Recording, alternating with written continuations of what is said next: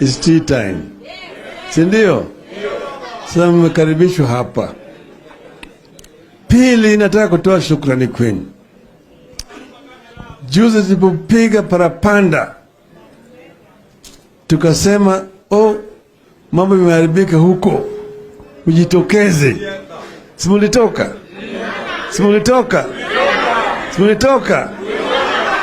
Kasema mtaona cha mtema kuni. Sasa tutaona hiyo cha makuni yako. Simulitoka? Wakaja na ile fujo yao yote, lakini tulikuwa na wao hapo. Sasa wakasema tupoe, moto imekuwa mingi sana.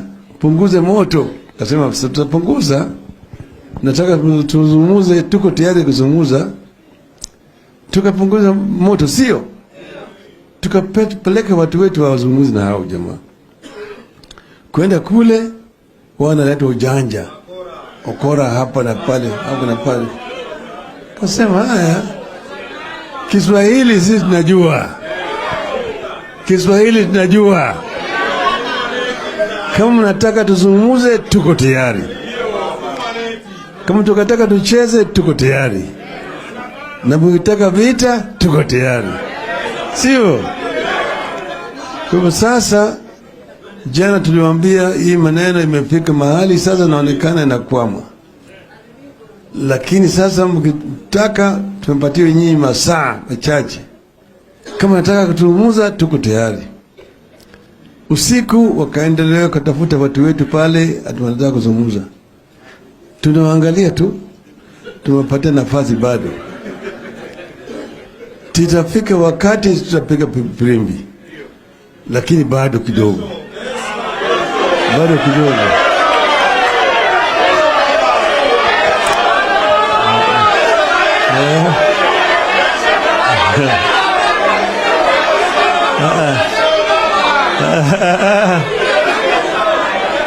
Hapana.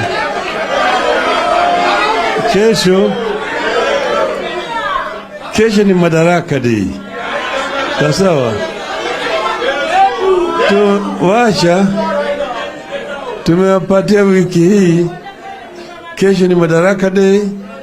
Kesho kuta ni Alhamisi na Ijumaa, alafu mpaka weekend. Sawa. Sasa tutapiga parapanda. Msiwe na wasiwasi. Manake tuliwaambia kuna maneno muhimu tunataka tukubaliane. Kwanza kabisa ni mambo ya gharama ya maisha.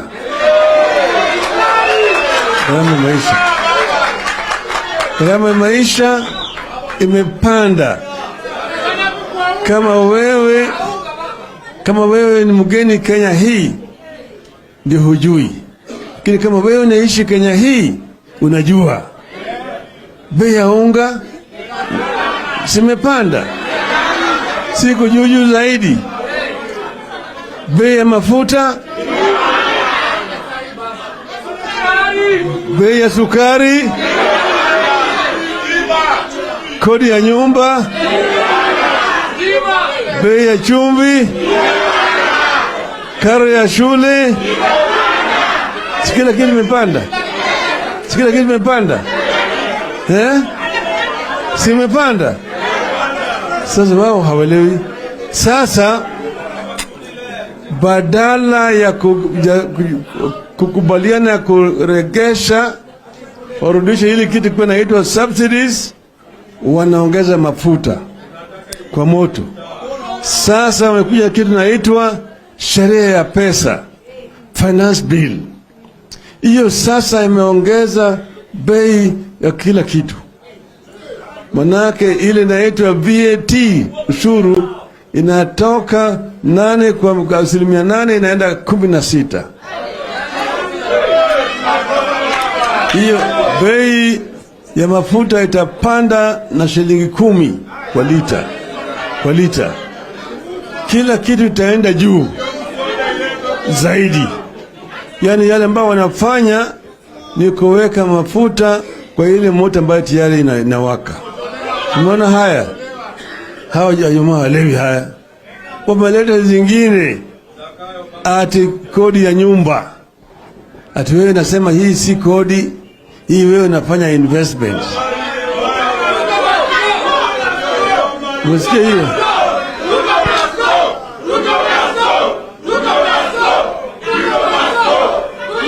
Hayote alafu wanatumia lugha ile ambayo tulidhani tulikuwa tumezika, inaitwa tuwapende wasipende. Hiyo lugha ilikuwa inaongelewa wakati wa Nyayo. Mzee mmoja alikuwa anaitwa Mzee Salat, mwingine alikuwa anaitwa Mzee Bargetuni, mwingine alikuwa anaitwa Karuki Chotara, mwingine Mulu Mutisia, mwingine alikuwa anaitwa Sharif Nasir.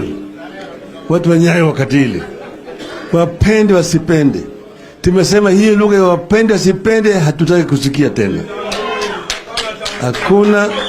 Hakuna kabisa. Sasa hiyo sheria ambayo wanaleta kwa bunge, jana nilikuwa na hapa na wabunge wetu, na nikawaambia kwamba sitaki kuona hata mbunge moja kuunga mkono. Nataka wabunge wetu wote wasimame na wahesabiwe na wapinge. Siwapinge. Tutahesabu wale ambao wanapiga wakiunga mkono na wale ambao wanapinga.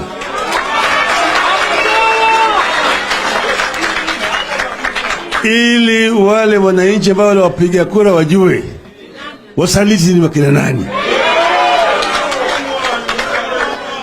Hiyo sheria namna hiyo, mimi niambia Bwana Ruto, mimi nimeendesha serikali. Nilikuwa waziri mkuu na Kibaki. Tunajua kuendesha uchumi. Tuliingia kwa serikali kama uchumi ilikuwa imeathirika zaidi kuliko hapa. Tukaleta ile free primary education. Mnakumbuka? Tulipoleta hiyo, ile tamu ya kwanza ilikuwa ni Januari. Ukienda kule Olympic Primary School, kulikuwa kumejaa watoto kila mahali. Tukaleta mahema, tukaweka mahema hapa na pale.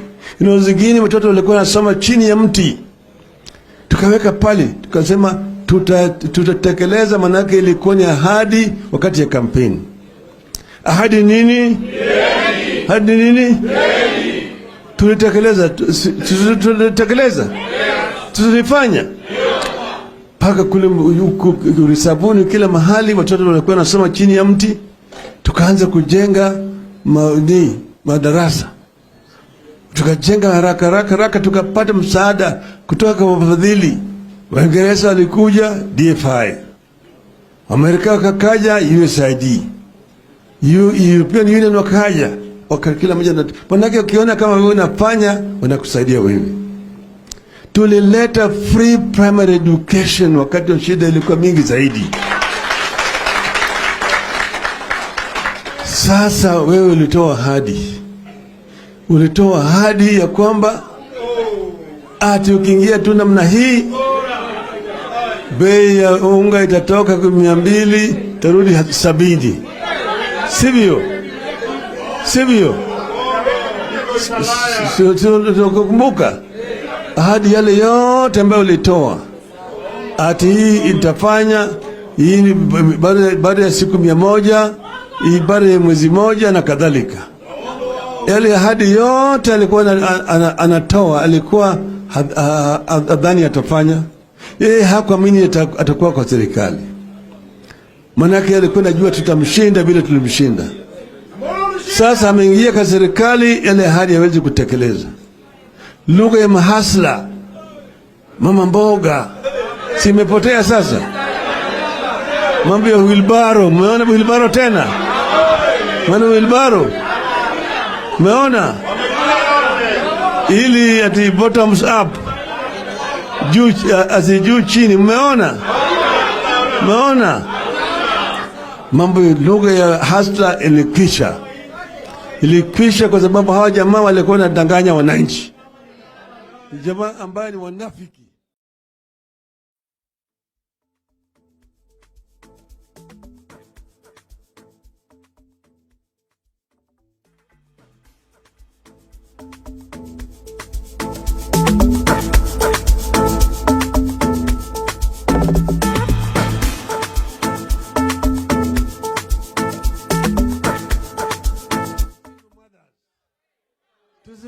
tunawasaidia?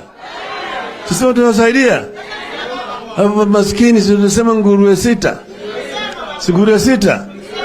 Tulijua hiyo pesa itatoka wapi. Jamaa alikuwa hana habari. Sisi tulijua pale hiyo pesa itakuwa inatoka, tulikuwa tunajua inatoka wapi. Alafu tukasema tutaleta kitu inaitwa Baba Care.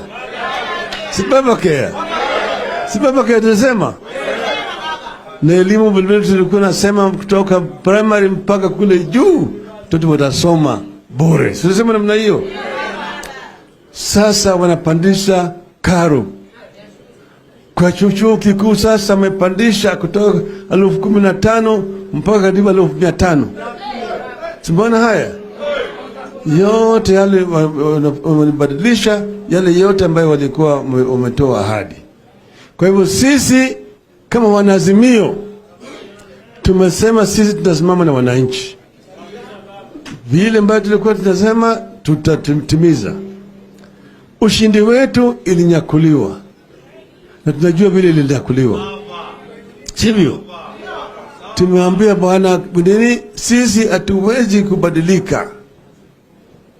Bwana Chebukati, bwana Chebucheka.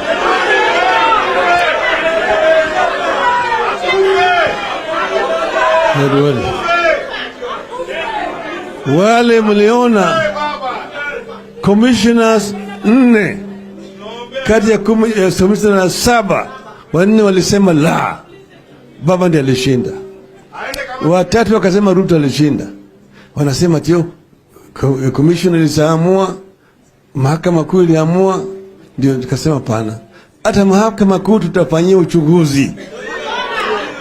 Tutafanya uchunguzi kwa mahakama kuu. Hiyo uamuzi uliandikwa na nani? Tunaelewana vizuri? Kwa hivyo sisi tumesema kama Wanaazimio tutaendelea mbele. Tutasimama imara. Na tutapiga firimbi wakati ikifika. Wakati ikifika. Mtakuwa tayari? Mtakuwa tayari? Mtakuwa tayari? Wangapi nasema tayari? Wenione mkono hapa. Sasa huyu Tim Wanyonyi, mwanaume kamili.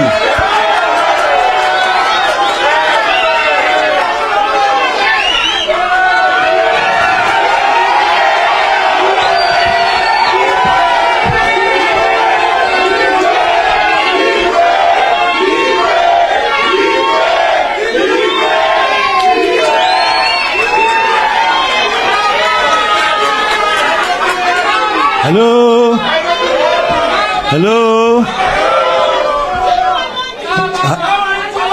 Tim Wanyonyi. Hello. Wengine wanasema Tim Wanyonyi naenda. Tim Wanyonyi haendi Bungoma. Baba amekataa. Tim Wanyonyi atabaki Nairobi.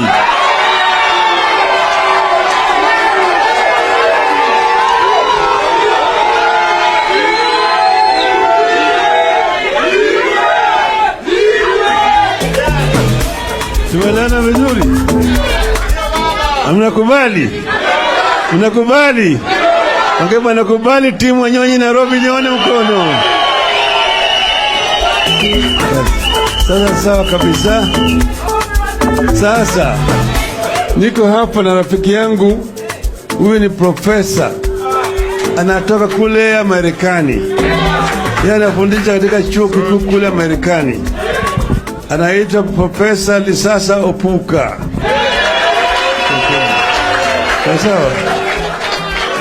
Na hapo na huyu ni kijana yake. Huyo kijana ya profesa. Yeye ni kama Obama.